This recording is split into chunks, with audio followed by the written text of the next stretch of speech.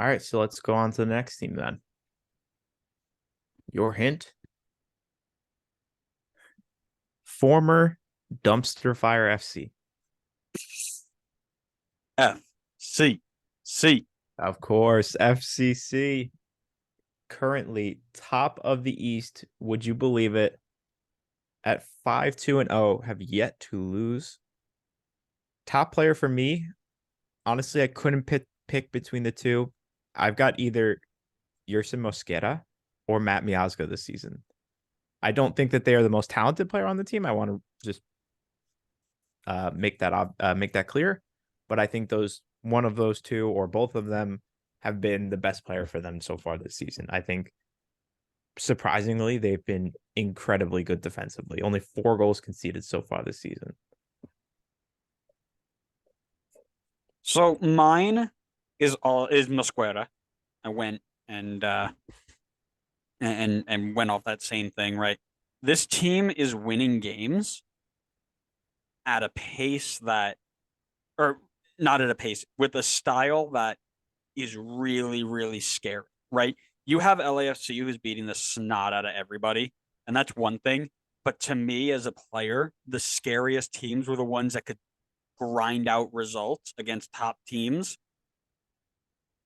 whether they were on it or not on the day. Like if you had a team that was playing poorly, but also had the work rate to say, I'm still not letting you score, and I'm going to go at least find one to tuck it away, or I'm going to get a draw, or I'm going to do, the little things to get that result. That's a scary team. And that is why I think this FCC team is legit. They find ways to win games in ways that other teams just can't.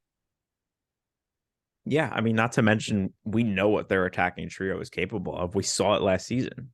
All they have to do is just find their form again and then continue even to like a relative amount this defensive performance that they've been putting in. And I mean, I think they're easily the favorites for the Eastern Conference with how poor Philly's been this season.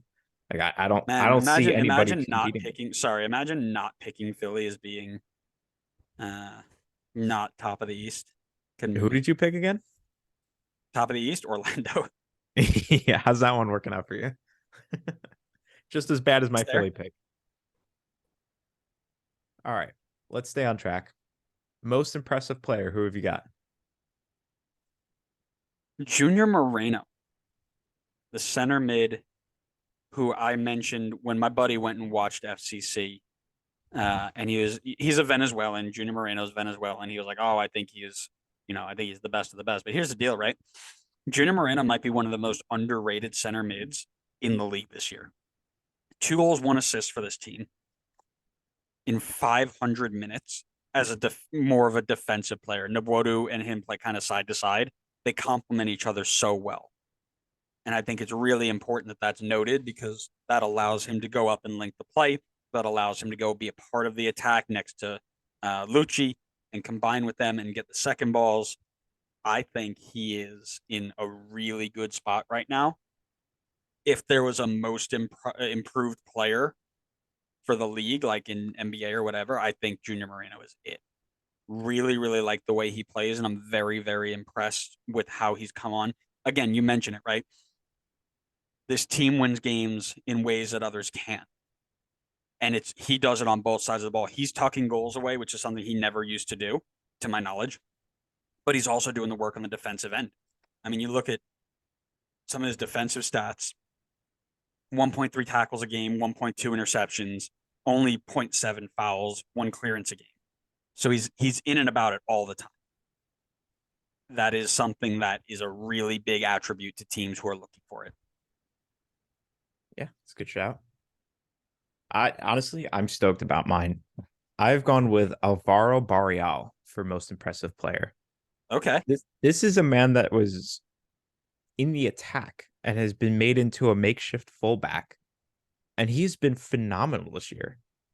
We talked a little bit before about FCC's defensive ability this year. He's part of this team that's conceded 4 goals all year, and being an attacking player, we know what he's going to bring to the table in the attack.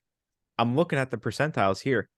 He's been phenomenal in the attack for them. I mean, he provides so much good width on the outside, for in the attack for FCC. I mean, I think him going into a new position and succeeding this well has been highly impressive. I feel like this could have absolutely blown up in their face, and he just wouldn't be able to hack it in the defensive ability, and then potentially that could just unravel their entire defense. But he's been hanging with the rest of the team, been making FCC look like a great defensive team, and he's been contributing great in the attack as well.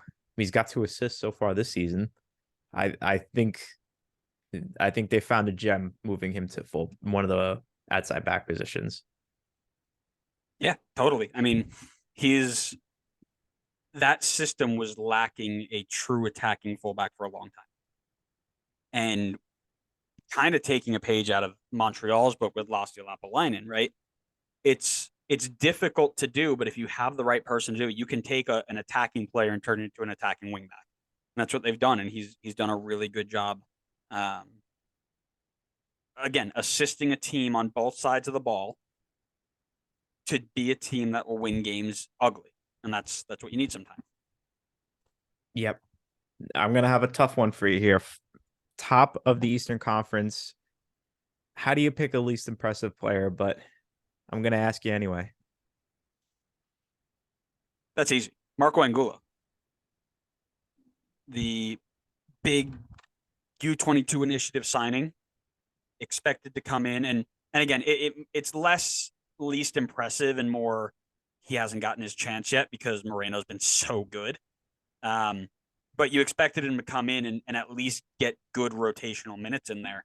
And I think he's sitting on, 200 with 3 starts.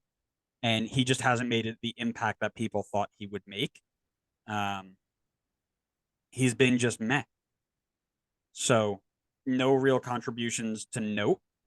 It will be interesting to see how he fits in. Again, he's 20. There is years and years and years of time for this guy. But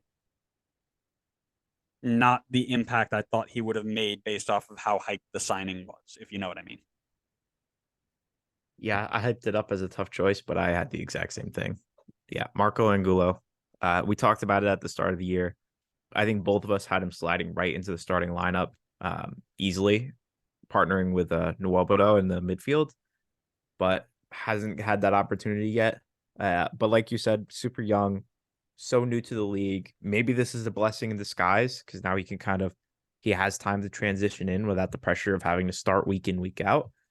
But so far, obviously, only 200 minutes for someone that we saw as like a big time sliding right in the starting lineup. So least I impressive think is a that's bit of a harsh. Yeah. sorry, I was going to say, I think that's a really nice point that you made there with this blessing in disguise thing, right? Like a lot of U22s will come in and flop because they're expected to perform right away.